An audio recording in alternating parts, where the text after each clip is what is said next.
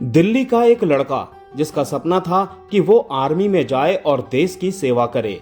खेल कूद में भी वो आगे था और अपनी कॉलेज की हॉकी टीम का कप्तान भी था। लेकिन एक दिन अचानक उसे चोट लग गई और उसके बाद उसका स्पोर्ट्स कैरियर खत्म हो गया। लेकिन वो जीरो को बहुत खास मानता है क्योंकि जीरो एक नई शुरुआत देता है। इसके बाद उसने थिएटर में एक्टिंग शुरू की और कुछ ही सालों में बन गया बॉलीवुड का सुपरस्टार। जी हाँ दोस्तों, हम बात कर रहे हैं शाहरुख खान की। आज सुपरस्टार शाहरुख खान के जन्मदिन पर हम जानेंगे कि उनकी जिंदगी और कैरियर से हम क्या सीख सकते हैं। जब शाहरुख खान 15 साल के थे तब उनके पिता का निधन हो गया। इसके बाद 1991 में जब वो 26 साल के थे उनकी मां भी चल बसी। शाहरुख खान ने अनुपम खेर के शो में बताया था कि जिस दिन उनकी मां ने आखिरी सांस ली उस दिन वो दिल्ली के बत्रा हॉस्पिटल की पार्किंग में बैठे दुआ कर रहे थे। किसी ने उन्हें कहा था कि अगर वो लगातार दुआ पढ़ते रहेंगे तो मां को कुछ नहीं होगा। शाहरुख खान ने कहा, मुझे 100 बार दुआ पढ़ने को कहा गया था लेकिन मैंने 100 से भी ज्यादा बार पढ़ी। मुझे यकीन था कि मेरी दुआ मां को रोक लेगी, लेकिन तभी डॉक्टर आए और बोले आप आईसीयू में जा सकते हैं। शाहरुख खान समझ गए कि अब मां की आखिरी घड़ी आ गई है। वो नहीं जाना चाहते थे क्योंकि उन्हें लगता था कि अगर दुआ जारी रखी तो मां बच जाएगी, लेकिन बहन और परिवार के कहने पर वो अंदर गए।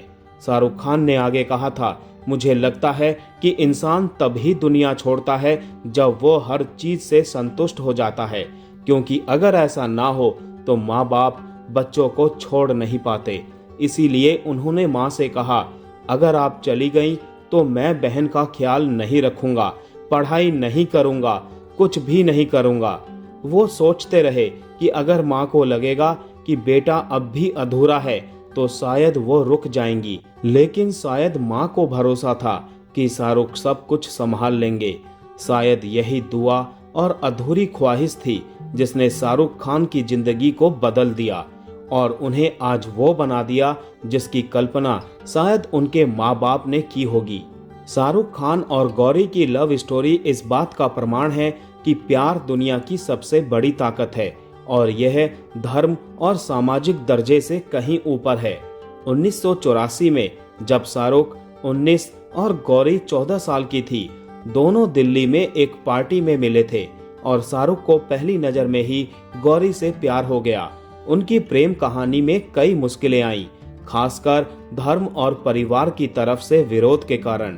एक बार जब गौरी शाहरुख के अत्यधिक पजेसिव व्यवहार से परेशान होकर मुंबई चली गई तो शाहरुख उनके पीछे पीछे मुंबई चले गए और आखिरकार दोनों ने गोरेगांव बीच पर सुलह कर ली।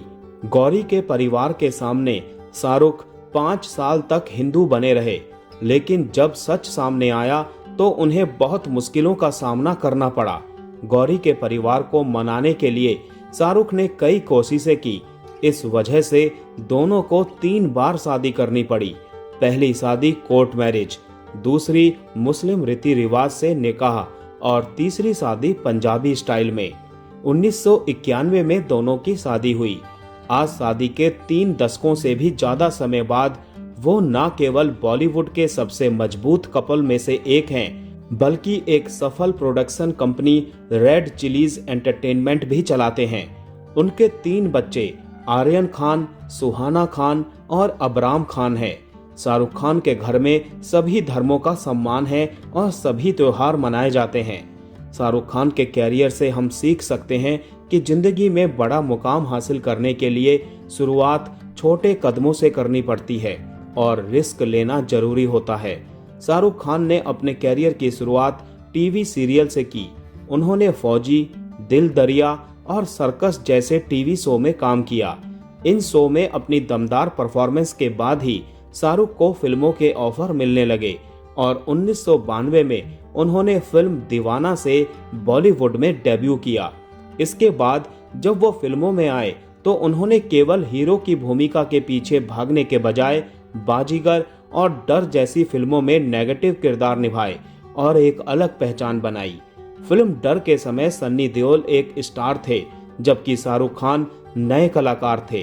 उन्होंने विलन का किरदार निभाया, लेकिन उनकी शानदार एक्टिंग ने उनके रोल को बेहद लोकप्रिय बना दिया।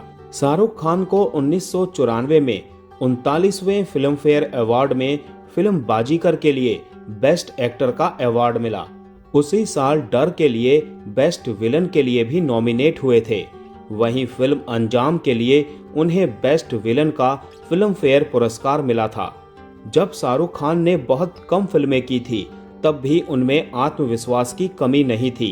शाहरुख खान ने खुद पत्रकार रजत शर्मा से कहा था कि जैसे आप अपने शो आपकी अदालत में राजेश खन्ना को लेकर आए, वैसे भी मुझे भी लेकर आइए। इसके बाद जब रजत शर्मा ने शाहरुख खान को अपने शो में बुलाने का विचार बनाया, तो उनकी प्रोडक्शन टीम झिझक रही थी। टीम का मानना था कि अब तक उन्होंने सिर्फ राजेश खन्ना जैसे सुपरस्टार को बुलाया था और किसी नए कलाकार को बुलाना उनके शो के लेवल के खिलाफ हो सकता है। हालांकि रजत शर्मा ने शाहरुख खान को अपने शो में बुलाया।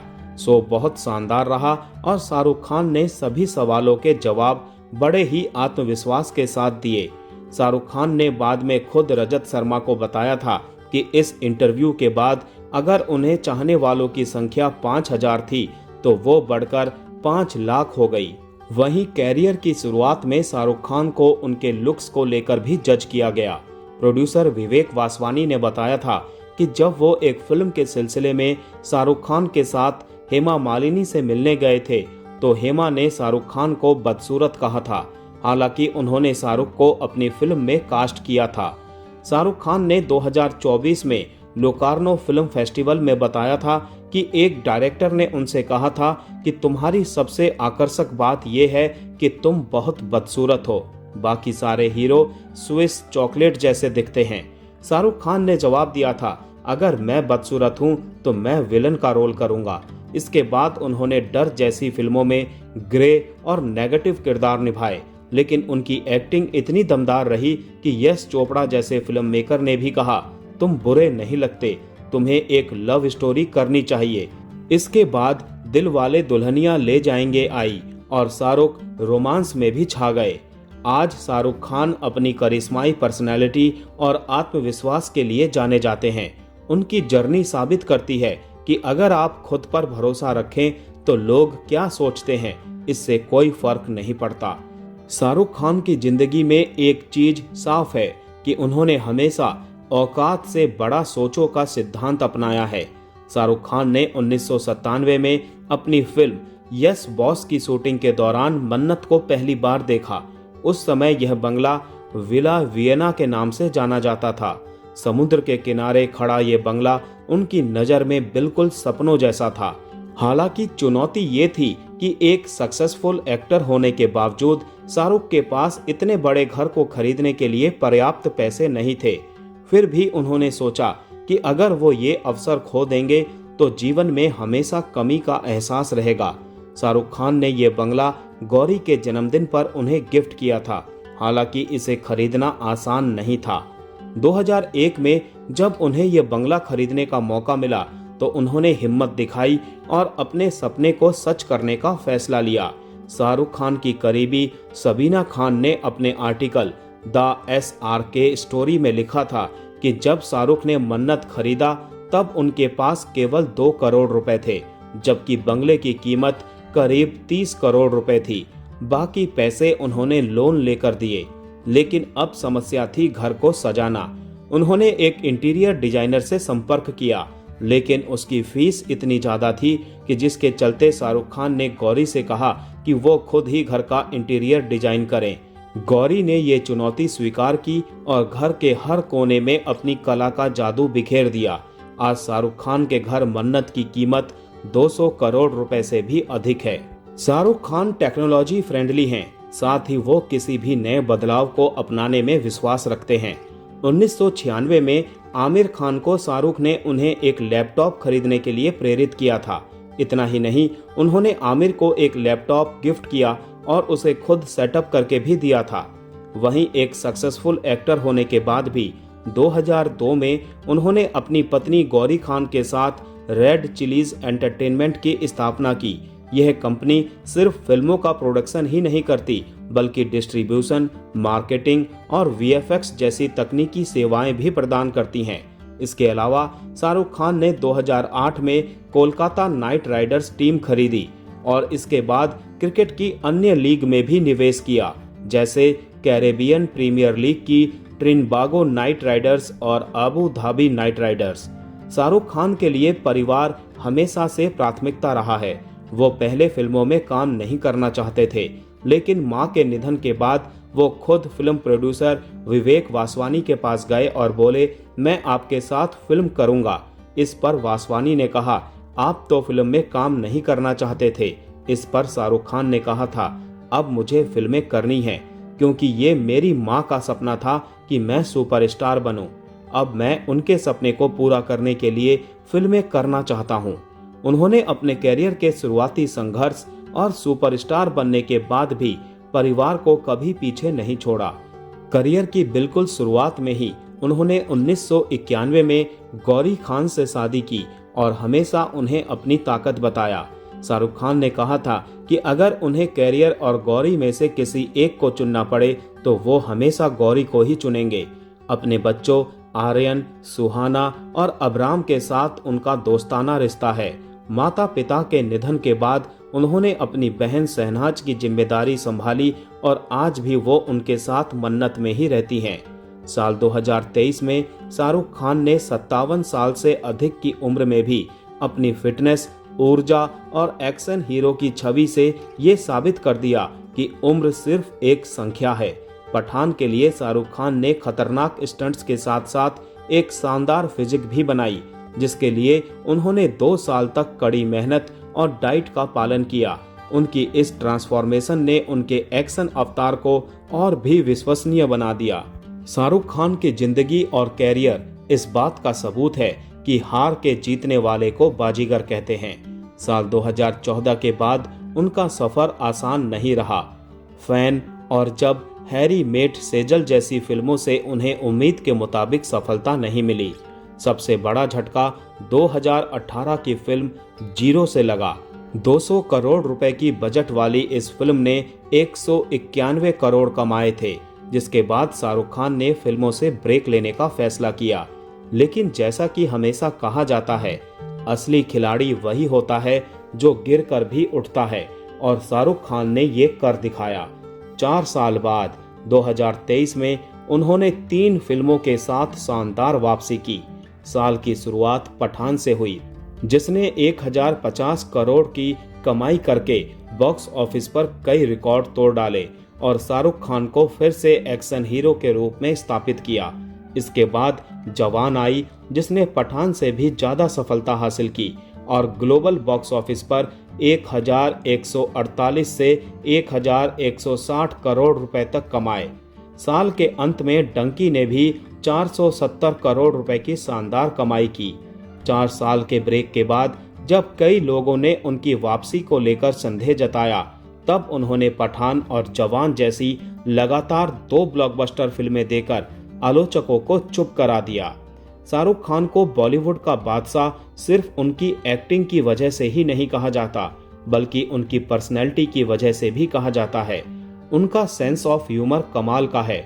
उनसे सीखा जा सकता है कि नेगेटिव लोगों को कैसे हैंडल करना चाहिए।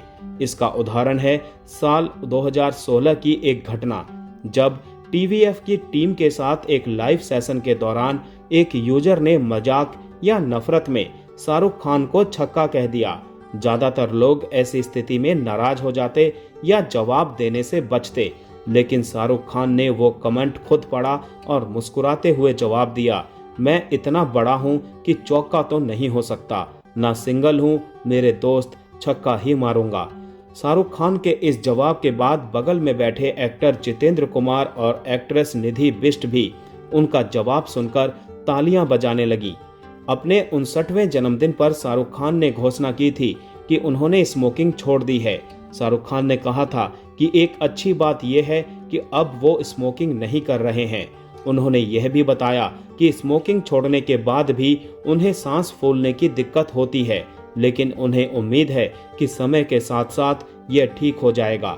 शाहरुख खान ने साफ कहा था कि वो धूम्रपान छोड़ने पर किसी के लिए रोल मॉडल नहीं बनना चाहते। ये उनका निजी फैसला है। उन्होंने बताया था कि उन्होंने करीब 30 साल तक बहुत ज्यादा स्मोकिंग की है। वो एक दिन में 100 सिगरेट और 30 कप ब्लैक कॉफी पीने की बात भी पहले स्वीकार चुके हैं। अंत में बस यही कहना चाहूंगा दोस्तों कि शाहरुख खान का सफर दिल्ली के एक लड़के के रूप में शुरू हुआ था और आज वो न केवल देश बल्कि दुनिया के सबसे बड़े फैन बेस और स्टार फॉलोइंग वाले कलाकारों में से एक हैं। उन्होंने 90 से ज्यादा फिल्मों में काम किया है।